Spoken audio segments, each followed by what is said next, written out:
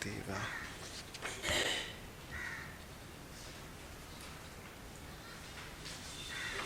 Yeah. I don't know. Om Bhadran Karnebhi Shranuyama Deva. I think so. It's a mistake. Yes. Also here, Deva short is a mistake. It should be long. Yeah. No. Just in the English. Just in the English. No. In the first line, in the recitation, Om Bhadran Karnebhi Niyama Deva. Okay. Yes. Deva. That's a mistake. Deva. Yeah. What is right? Deva. Deva. Yes. Not an H. I'm wrong, and this is wrong. Yes. I have to check again, but I don't know why Deva always comes out. Last time also it was the same problem. Completely. I have to check. It is Deva. The word is Deva, but before Bha, I think they fall away. So that's why I have to check. Okay. So slowly we are nearing the end of the 10 Shanti mantras after around 64.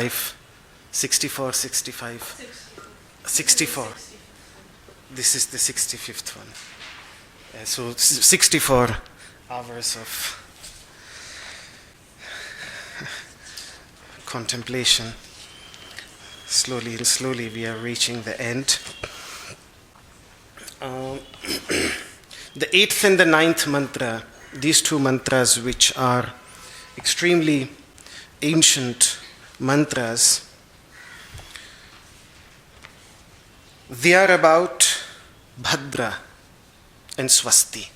That is the topic of discussion. Just to remind of the meaning of both words.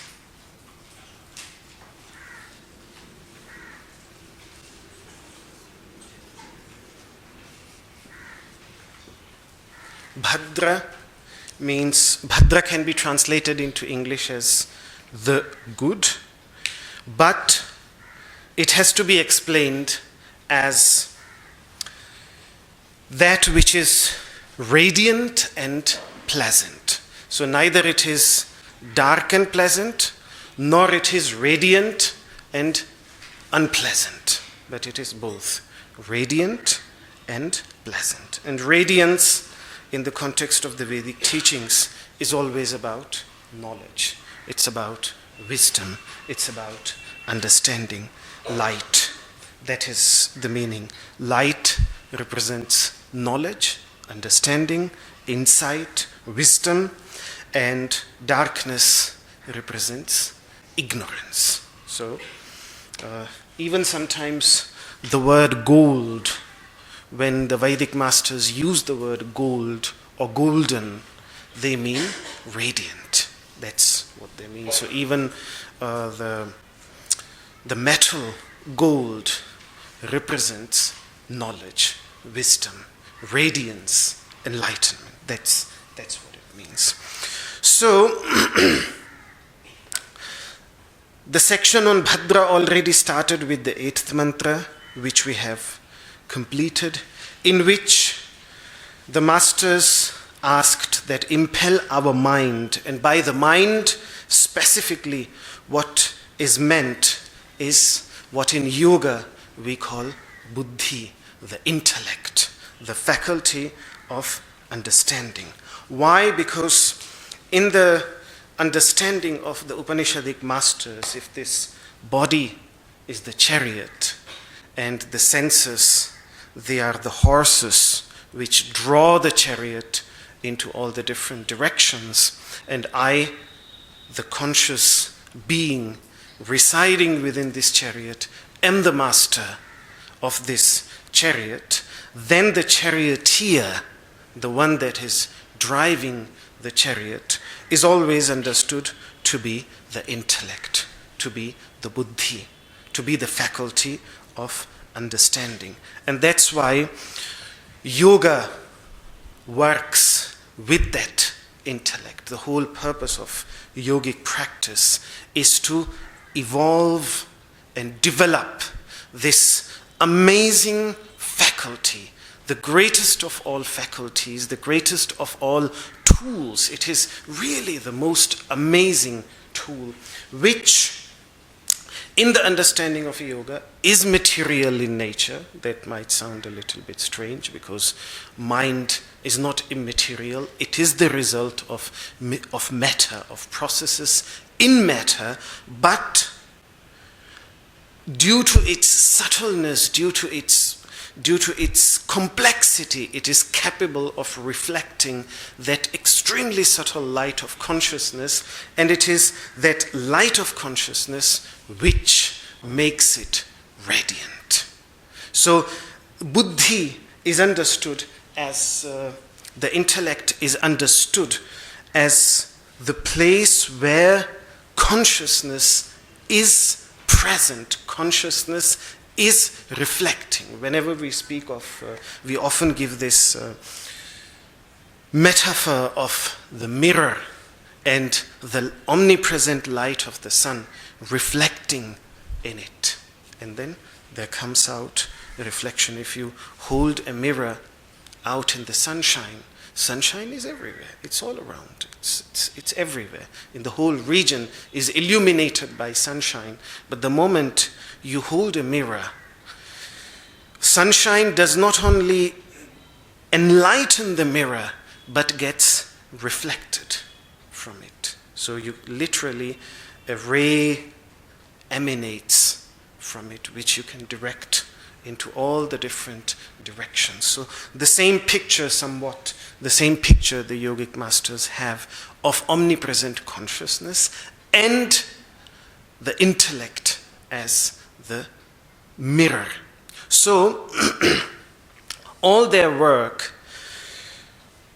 is to further evolve, to further cultivate. To a great extent, of course, all beings, all living beings have some intellect, have some intelligence. Many faculties are maybe more developed than us. For example, a dog's faculty of smelling is far more developed than the human faculty of smelling. And like this, different beings have different faculties more developed than human beings. But it seems when it comes to this faculty, the intellect, buddhi, the faculty of understanding, we have been blessed that it is developed amongst the whole animal kingdom. It seems that it is the most developed, the most evolved one, more than. This doesn't mean that other animals, they don't have intellect. They clearly they can rationally, if they see a stick in your hand, they will run away. If they see food, then they will come towards you. Something most likely a robot, unless they are trained to react in this way, wouldn't do.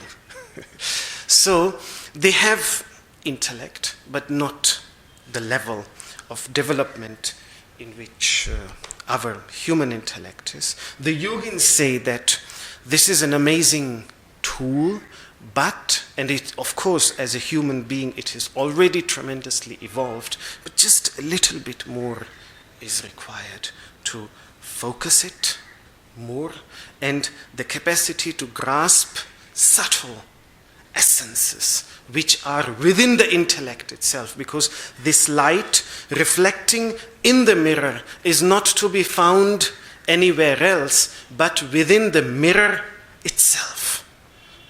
And that is why, for that, it just needs a little bit of focus.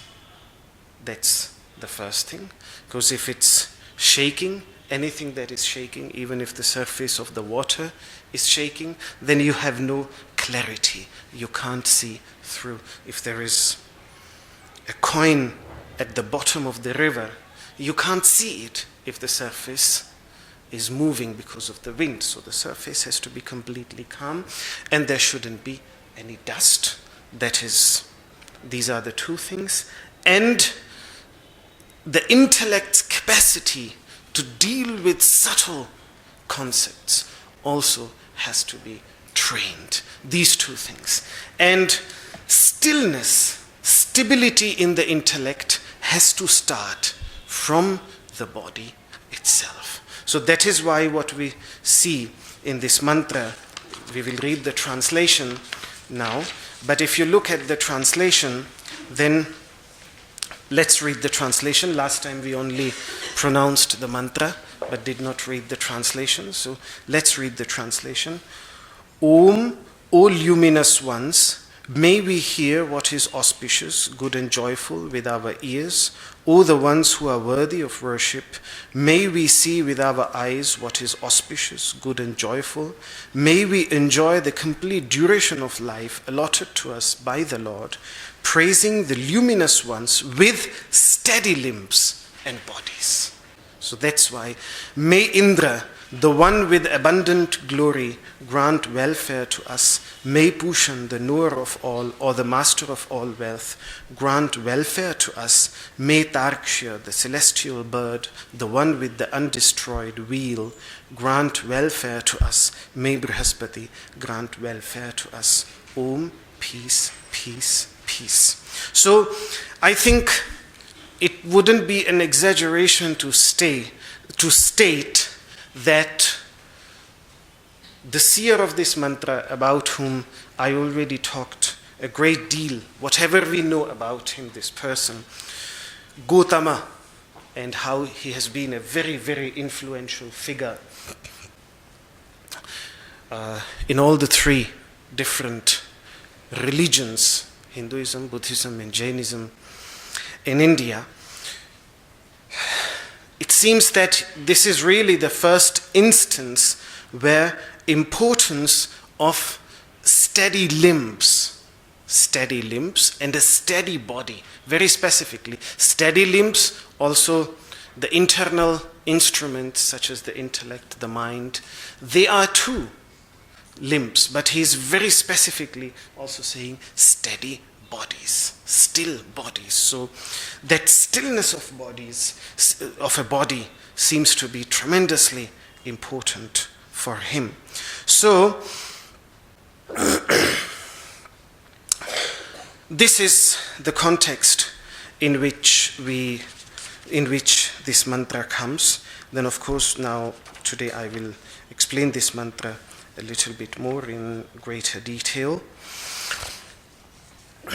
But it's all about, the idea is to direct this faculty of understanding towards what is radiant and what is pleasant. And even if the teacher is speaking about the senses directing into that direction, ultimately the purpose is to direct the intellect into that direction. Because for yogis, whatever is perceived as the truth by the intellect, that is where the intellect generally gravitates towards.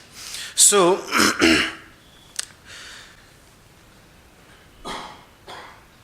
reasoning, because usually the moment I start speaking about intellect, we relate intellect with reasoning, with logical analysis. That is usually, and that's why people sometimes spirituality as that which is too intellectual is a little bit like sort of not denounced, but I don't know, people have sometimes a little bit, this is too intellectual, But that's most likely the problem with the English word, intellect, and the way it is used, intellectual, and I don't know, I don't really know. But if you look at the word buddhi,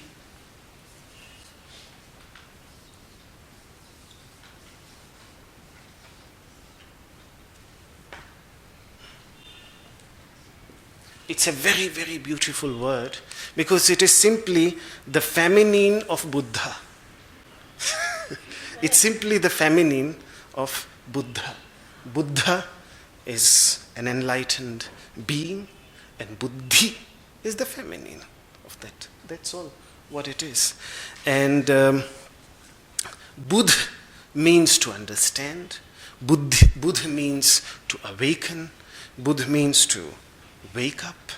And therefore, when in Sanskrit we speak of buddhi, it is more, and particularly in the yogic context, yes, the yogic masters don't denounce logical, critical analysis as a source of better understanding, as a source of good understanding, correct understanding. Patanjali, in the very beginning, he says that it's a source of correct understanding, pramana, a source of correct understanding. So reasoning is important, but it is not that aspect of buddhi that the yogis want to develop. For them, it's that through which we experience, that through which we feel, that through which we know. So whatever we know, whatever we experience, whatever we feel, it is this faculty in ourselves. And they want to evolve and develop that so that it can feel and experience that which is extremely subtle. And that's why they speak of making the intellect more and more subtle. The intellect is already extremely subtle, and you cannot just have a knob and say that, okay, we will settle down the intellect now. The point is that the intellect is usually just busy with gross things, with material things, with external things, which can be seen through the senses, which can be heard through the ears, and not, first of all, it is extrovert in the sense, not extrovert might not be the correct word, but facing outward, that would be the correct translation of the Sanskrit word which we use, always facing outward. There is nothing bad about it, but the subtle essence that the yogis are after, where they feel that a person can find peace, that is to be found within. And that's why one of the practices is to start to face it, make it face inward. And that is where even already the practice of asana helps us tremendously, because when we are doing asana, and I was just saying yesterday as we were driving back I was saying that I'm amazed the kind of total focus that every Iyengar yoga teacher brings to the classes, the kind of dedication, and neither his mind seems to be going anywhere else except for 2 hours, 1 hour, 1.5 hours, 2 hours, and he does not allow anyone else's mind to wander anywhere else. You have to be with your body, otherwise it doesn't work, it doesn't happen. You have to be completely engaged there. So already that inward bringing back the attention tremendously. And only after that has been trained through our asana practice, then it makes sense to go deeper into pranayama and have increasingly subtle objects as objects for our intellect to work with, increasingly subtle objects. And as the object becomes more increasingly subtle, that is what the yogis understand as to make the intellect subtle. And that's why Vyasa and his commentators give the example of an archer, that first you have a very big aim, what is it called? Target, yes. Target. So you first have a very big one, and then slowly and slowly the size is increased till it is just 1 dot. And then the practice is to be able to shoot at that 1 dot. That is what is understood as making the intellect subtle. So even if the word manaha has been used here, I often say that manas, buddhi, ahankara, and chitta, the first one and the last one, are often used for all of them.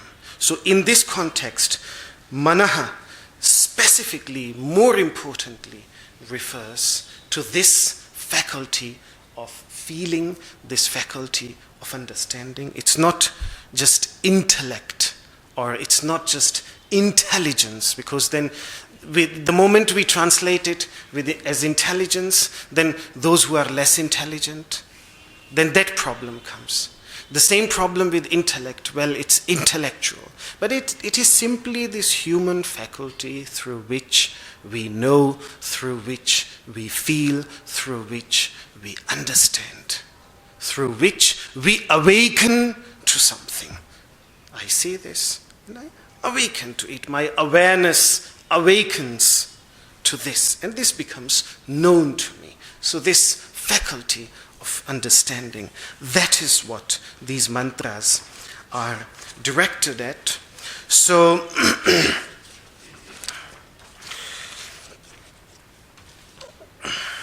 and the context is really beautiful, because ultimately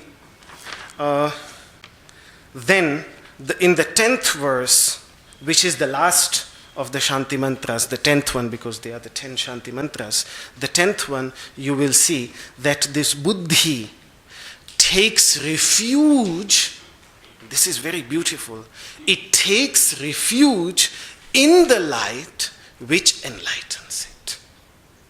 That is the final goal in the 10th mantra, when this faculty of understanding takes refuge in the light which enlightens it. Which means, if this is a faculty, then that light of consciousness which is present within that, it takes refuge in that universal light of consciousness. That is then the last. But for that, first it has to be directed towards that which is radiant and pleasant, peaceful.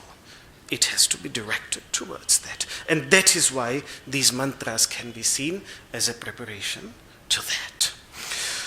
So, now this mantra, Bhadram Karnebhihi Shrunuyama Devaha, the subject matter, as I said last time, it's a positive way of saying what those 3 monkeys, these 3 monkeys convey that may we hear what is good, which means radiant and pleasant, with our ears. In practical terms, this means that may we hear the yogic teachings of the masters, because they lead us towards the radiant essence within ourselves, and they lead us towards peace. That is why. And ultimately, the teachings about that pristine consciousness which is present within the intellect itself. So may we hear about that. This is how the masters explain it. Devaha, which has been translated here as O luminous ones. Usually, it is the word Deva is always translated as God. And that's why Devaha would be gods, O gods. But Deva is a very beautiful word in Sanskrit, and it does not fully incorporate what the word God in English, at least to my understanding, stands for. The word Deva versus the word God. As I have often explained, that the word God, at least etymologically, has been derived from a very ancient Vedic word, huta. Huta, which means called upon. That's what you find in Oxford English Dictionary. Huta, that it comes from huta. And huta is indeed a word which has been used in the Vedas. Puruhuta, called upon by many, or huta, called upon. So an entity that you call upon when you pray. That is, ha easily becomes ga and ta becomes di. So that's the derivation. Why I don't like this word as a translation for this? Because Deva has been derived from a root which either means to give, or it means to radiate light. Like divine. Divine would be a closer word. Divine would be a closer word, because div,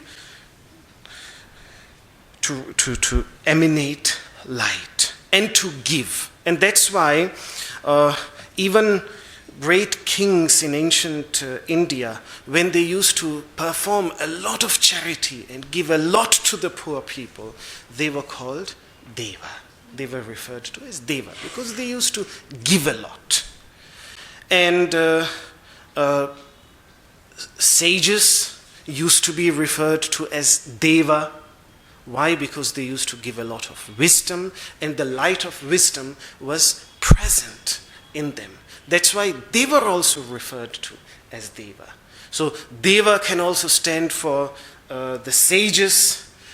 Deva can also stand for those who perform great charity and work hard for the well-being of beings. Deva is a very universal word and a beautiful word. And sometimes the Upanishads also use it for the senses, because they enlighten the world around us for us. So sometimes even the word Deva is used for them.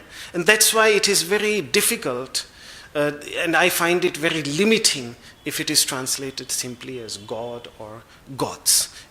To my understanding, it's simply the divine ones or the radiant ones, the luminous ones. So this prayer is addressed to all the luminous beings that give us the strength, because it is not easy to always see and hear what is good with our ears and eyes, but give us that strength, give us that power to direct our attention. We see where we are attentive. We hear that towards which we are attentive. So if our intellect, if our faculty of understanding follows the good, then we also hear the good. This is the idea.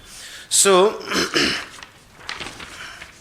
O luminous ones, may we hear what is good, which means radiant and pleasant, with our ears, O the ones who are worthy of worship. Yes. This is another, the Sanskrit word is yajatraha. It's again addressing to the same luminous ones, the ones that are worthy of worship. Or it can also refer to us. In that case, it won't be, some masters explain it, that we who meditate on these teachings, because the Sanskrit word for worship means both worship and meditation. So we, the ones who meditate on these radiant teachings. And we may use our span of life, the span of life which has been given to us by our Creator, by the one who created us. And the span of life is generally understood to be, in the Vedic teachings, always 100 years. The general number. But depending on the lifestyle which we lead, and of course the circumstances that occur in our life, and also ultimately it comes down to our karmas, our actions, the kinds of actions that we have, that may increase it a little bit, or it may decrease it a little bit, or quite a bit. That is always, nobody knows, but generally it's always, the lifespan is understood as 100 years, and it's not uncommon for the Vedic masters to be around 100, to leave their bodies in their late 90s or 100. Even many of my teachers, they were Swami Gangeshwaranandji Maharaj, I think even 106, 107 when he passed away. And with yoga, with positivity, on one side, the body is retained very strong. Look at Swami Hansanandji Maharaj. He was old when I came as a child to Rishikesh, and I don't know how old he is. I'm not talking about, I'm not talking about, I'm talking the other Swami Hansanandji on the other side, and Swami Karpatriji's disciple. And can you believe Swami Karpatriji passed away when my father was a young boy? My father studied from his master, Karpatriji in Banaras. So I think already in his 60s, Karpatriji passed away, and he's one of his disciples. And ever since I came to Rishikesh, ever since we see him, he's an old man. And he's a deep Vedantin. In all these 30 years, I have never ever heard him speaking about anything else than the Upanishads. The moment you go to him, if he starts speaking, then it will be about the Upanishads. He simply doesn't speak about anything else. I've never ever heard him speaking about anything else. He has memorized them. He will quote here, there, and just it's just all that. And of course, I think one of the very few such in-depth Vedantins of Rishikesh who were also fervent yoga practitioners, which means asana practitioners. He used to practice, not unlike many others. Here, he was also a deeply dedicated practitioner of asana, daily, regularly. And he's still, what's the expression? Kicking?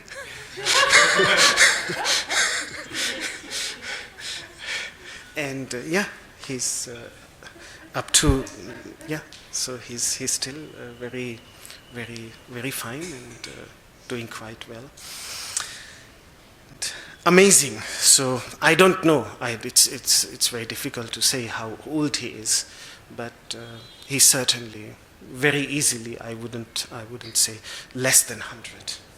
And yet, so even Puri Baba, simple people as Puri Baba. See, yes, another sage, saintly person who lived in our ashram and was living in our ashram before all of us came. Very, very old, very, very simple person. I think didn't know much but led a deeply positive life. And he also, when he passed away, he was extremely old, very, very old, very, very old. So I think on one side, if we maintain through our asana practice our body well, and on the other hand, if our mind is engaged in what is good, what is beneficial, what is radiant, then the natural span of life increases itself very naturally.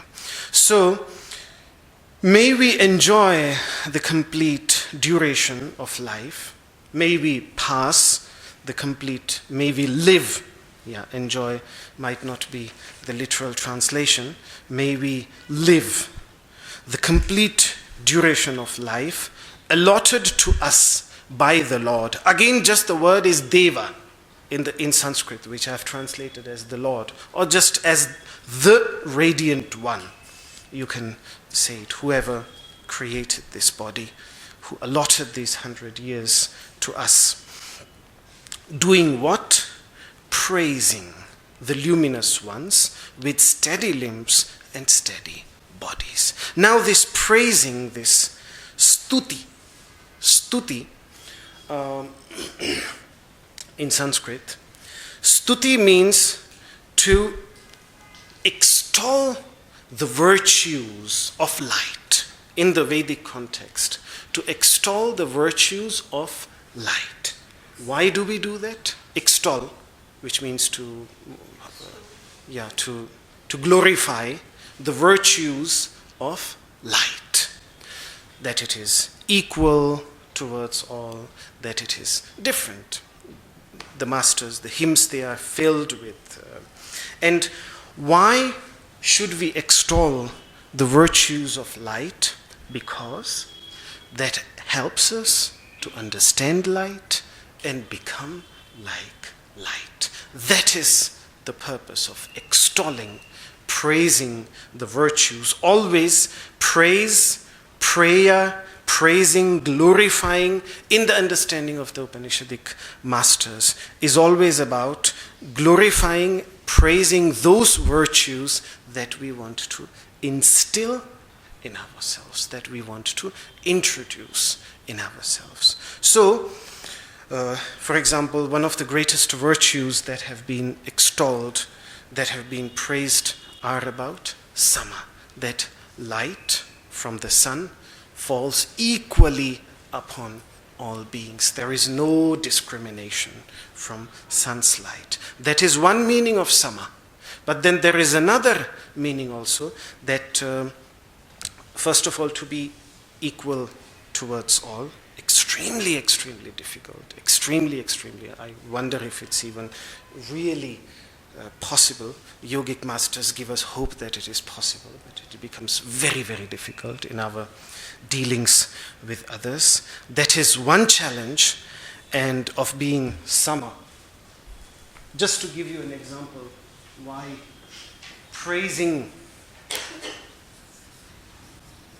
and why I have chosen this one is because for Krishna in the second chapter, this is the very definition of yoga. He defines yoga as the state of being sama. Sama. And sama, to translate sama, we start our asana practice with samasthiti, balanced standing. So there we use the word sama. So it's certainly to be balanced, certainly that. But in the context of light, in the context in which it is again and again reiterated, mentioned by the masters, there are two things about sunlight. First of all, it shines equally upon all. So the masters, they are inspired to share their knowledge and wisdom equally with all, without any discrimination, that they belong to us, they belong to others, they have come from a different tradition, they come from a different religion, they come from a different ethnic group, they come from a different linguistic group. All these discriminations, to raise beyond these discriminations. And then the second type of sama, which the sun, unlike the moon, is that The moon, for example, in 15 days changes. It becomes smaller, bigger. One day it completely vanishes. Then one day, after 15 days, suddenly it is full, completely full. And then in between, it is somewhere in between. So not like that, but to be like the sun. Always the same. So same and sama. They are, I think the best translation of sama is same. To be same, so it's two types of sameness. Interpersonal sameness, and if I may use the word, intrapersonal sameness. To remain the same. Also, not just same towards all, but also same within ourselves. Both are tremendously challenging. It's very difficult to be same. Sometimes we are tired, sometimes for some reason we are a little bit grumpy, or whatever the reason might be. But it's very difficult to be the same. But the strength of yoga is such that it enables us to cultivate this sama, this sameness, on two levels. So like this, the masters, by following the light, by trying to understand light, and by instilling those noble qualities within themselves, they tried to be like light. Whatever good qualities they found in light, they extolled it, they praised it, and something, if it is praiseworthy, then why not should we try to instill those virtues in ourselves. So ultimately, the virtues, the yogic virtues, they are nothing but radiant qualities. That's why the word radiant quality, Daivi Sampat, radiant quality, is used, the quality of light. So for them, understanding light and learning from light and following light was of paramount importance. But this can only be done when the mind, the intellect is focused, attentive, aware, and for this, the body has to be still. The body has to be completely steady.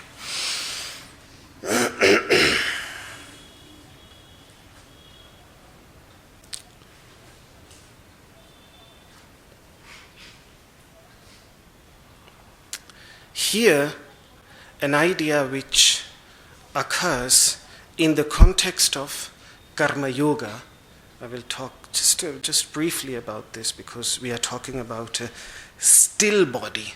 And still body should not mean that it is not working, it's not active. It is extremely active, and yet it is still. First of all, I think the best example is our asana practice itself. When we are in a posture, we are tremendously active, yet from outside, the body is still.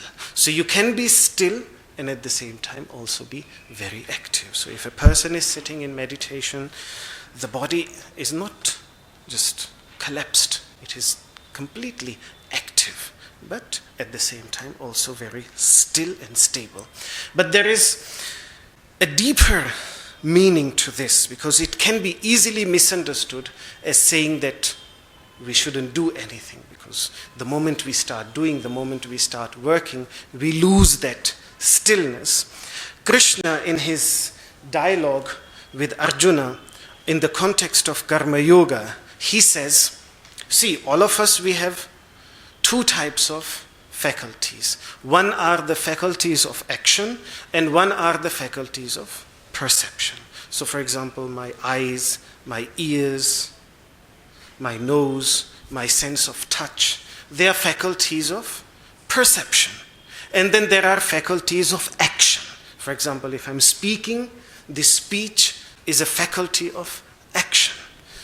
When I grasp something, when I do with my hands, then it is my hands. They are also a faculty of grasping, of doing something, of creating something. And then walking, when I walk with my feet, that's also a tool, that is also an instrument, that's also a karana, a faculty.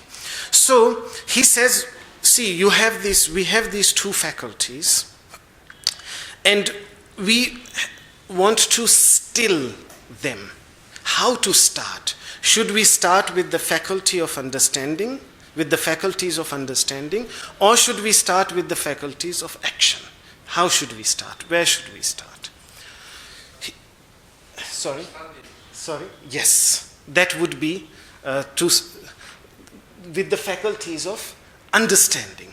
That we start stilling the faculties of understanding, which means we allow the faculties of action to engage. Because he says in the 3rd chapter of the Bhagavad Gita, where he introduces the idea of karma yoga, he says that if somebody forcefully sits down for meditation without preparation, it's very easy to block the faculties of action. You just sit down, crossed legs, you cannot walk anymore, hands on top of hands, you can't do anything with your hands. Total mauna, complete silence. So there is no action in the legs, in the hands, in speech, no action. But what about the mind? What about everything? What about the faculty of seeing? Even with closed eyes, do we stop seeing? Or we start seeing a lot more? We start hearing a lot more. So controlling those faculties is controlling the external faculties of action is easy, but controlling the faculties of understanding is difficult. So do the opposite. Try the opposite. Engage your faculties of action in action. Engage them totally for doing good, for the benefit of the society, for the uplift of your own self and of others. And through that action, by directing your attention in that action, try to learn to focus the faculties of understanding. That is his path. So that is how he unfolds the idea of karma yoga. And that's why karma yoga for him, the active, and the same with Patanjali also, Kriya Yoga, when he speaks of Kriya Yoga in the beginning of the 2nd chapter, for an intermediate practitioner, and even for a preliminary practitioner in Ashtanga Yoga, when he speaks of tapas, which means austerity, and swadhyaya, study, and Ishvara pranidhana, to engage in acts of which the results are offered to the omnipresent, to the divine which is present within the hearts of all beings. Patanjali wants us to engage in action first, and then slowly and slowly, gradually, as we evolve, then. So, sthirairangaihi, when the master here says that with steady limbs and steady bodies, it has to be understood in that context. First of all, steady faculties of understanding. First of all, we have to make them steady, and only after that. That's why first the faculties and then the body. If we start with just stilling down the body, then the faculties, they will run here and there. That's why even the sequence in which limbs and bodies, because in limbs also the faculties of understanding are included. So like this has to be kept in mind. So the quintessence would be, and that's why he's saying that praising, which means engaging speech in describing the radiant qualities of light. That is what praise meant for him. And I think this is precisely in such sessions, this is what we try to do by discussing sama, by discussing yoga, by trying to understand this light of consciousness within us, this extremely subtle light of consciousness within us, through talking about the external light, physical light, and trying to understand this.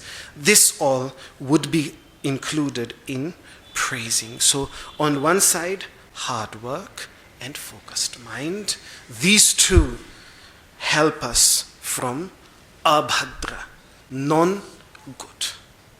It was non-good, which means radiant but unpleasant, or pleasant but dark. Both of them, because if we have given a definition to bhadra, radiant and pleasant, then abhadra would be radiant but unpleasant and pleasant but dark, which leads towards ignorance. Both of them. Hard work and a focused mind, that will help us, that will save us. So that is what this teaching seems to lead to.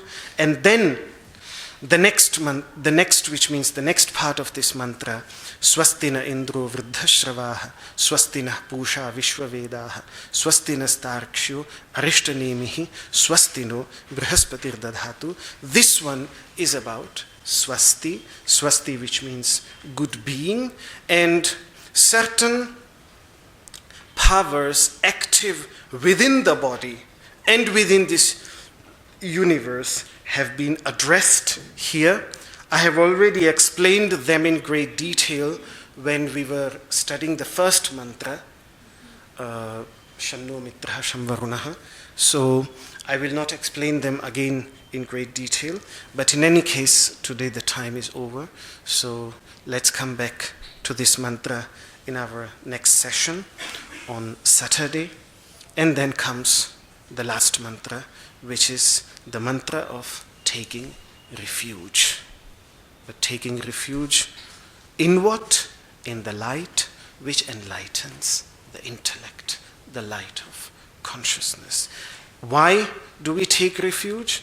Because mumukshu, because the word that has been used there, mumukshu, which means because we want freedom from the bondage of ignorance. We are desirous from the freedom, we are desirous of freedom from the bondage of ignorance. That is why we take refuge in the light which is present within the buddhi, within this faculty of understanding. So all yogic teachings, all Upanishadic teachings ultimately are about that light which is present within the human body, which makes us call ourselves conscious, which enables us to call ourselves conscious, which enables us to understand everything that we do, that light within ourselves. So to take refuge in that. But for that, first Bhadra and then Swasti, a good state of being.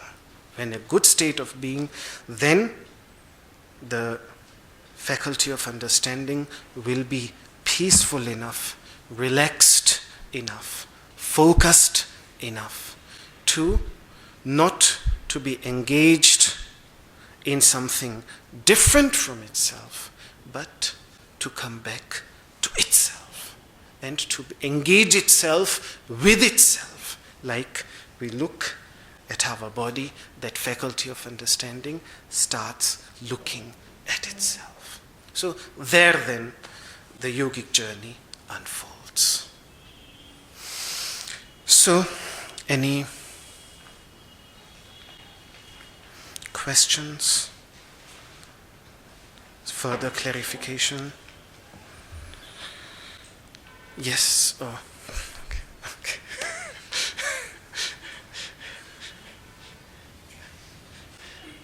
Yes.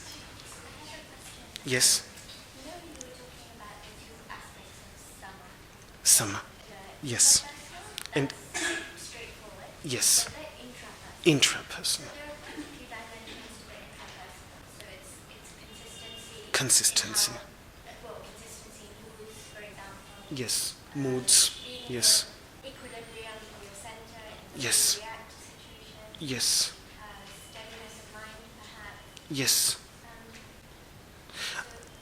Is it Yes. those? It's more of those. It's you see, often our mind, manas, is compared to the moon, and consciousness is compared to the sun. And this is very true also because moon does not have its own light, but it is the light of the sun which enlightens it. The same is true about the mind. So the mind, as it gets affected by the circumstances, sometimes is more radiant, sometimes less radiant. So, but the more we are anchored in the light which enlightens the mind, the more we are anchored in that, the more then the idea of the yogic masters is, the more then we can retain that equilibrium, what's the word that you used? Consistency. Yes, the more then we can remain consistent in easy as well as tough moments of life. Because samatva, sukha dukkha, samekritva. It's in the context of sukha and dukkha. Pleasure and pain will come. Sometimes this inner space will be su, good. Sometimes it will be du. Sometimes the wind will be very pleasant. Sometimes tremendous cyclones will arise in there.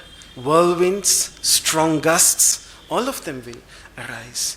But can I retain my consistency, my state of equilibrium, even when those cyclones arise? I think yes.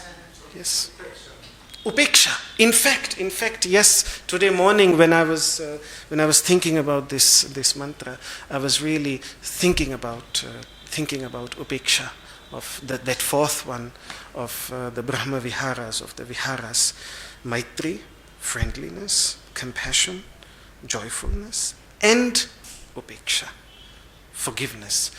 Sometimes, for example, this teaching that don't see evil is also misunderstood as turning a blind eye.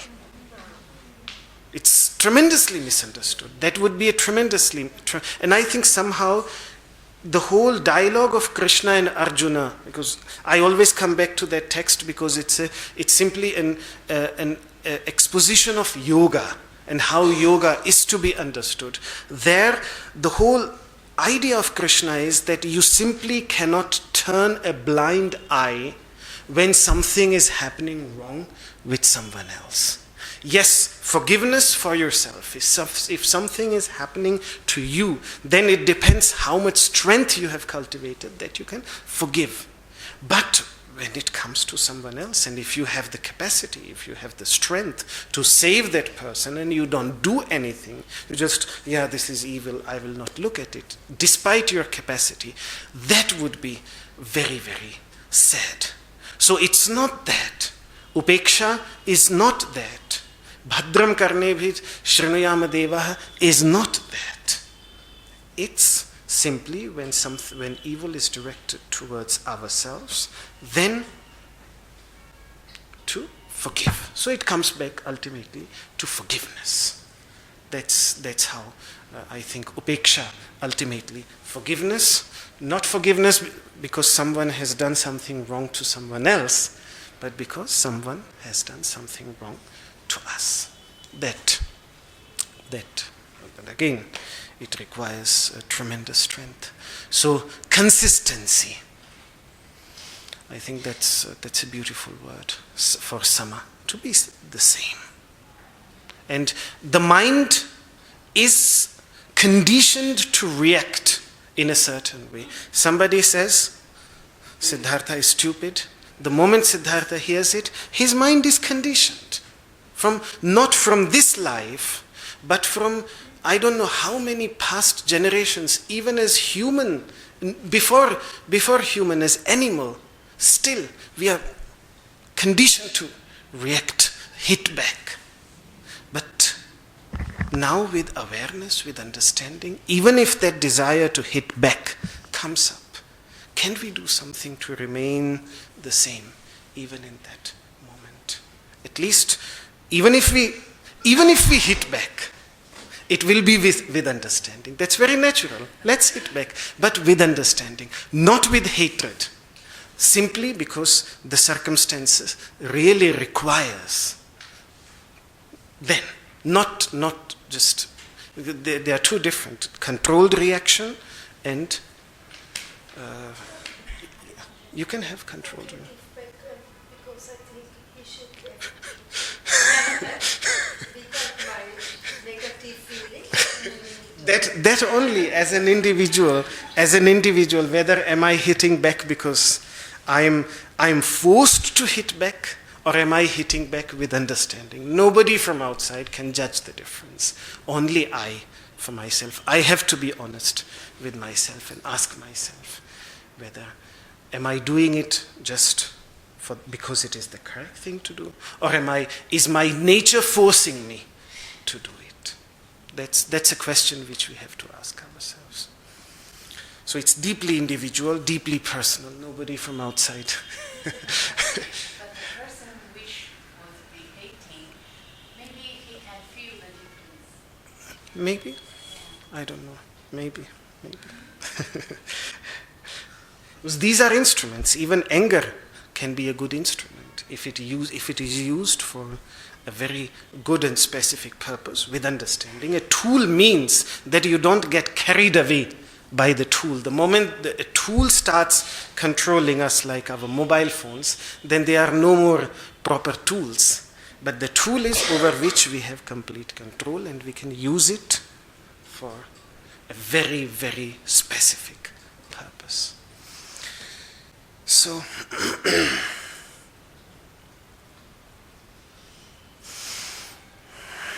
okay, let us conclude.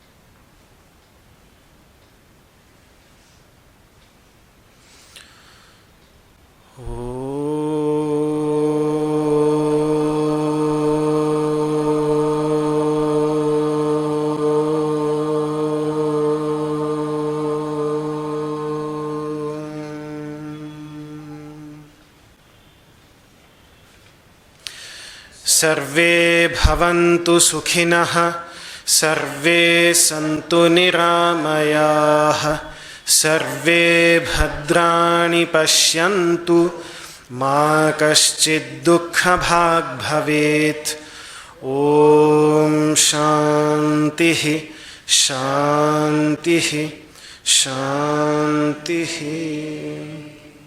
My humble salutations to you. Thank you very much.